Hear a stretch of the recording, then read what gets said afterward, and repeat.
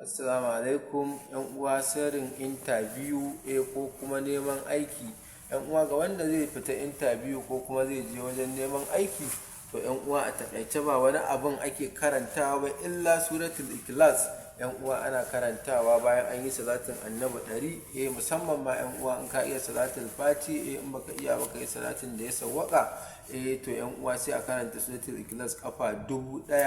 ‘Yan uwa wallahi in ka karanta, in kun kai ku 1000 a wajen da ake interview nan, ko kuma wa'anda ake so a ɗauka aikin nan kun kai ku 1000 kuma mutum ɗaya za a ɗauka, to ‘yan uwa wallahi in kai wannan sirrin kafin ka fita ka je wajen nan, to wallahi ‘yan uwa kai za a ɗauka. Wannan babu kokonto a ciki, wannan babu kokonto a ciki, wannan babu kokonto a ciki.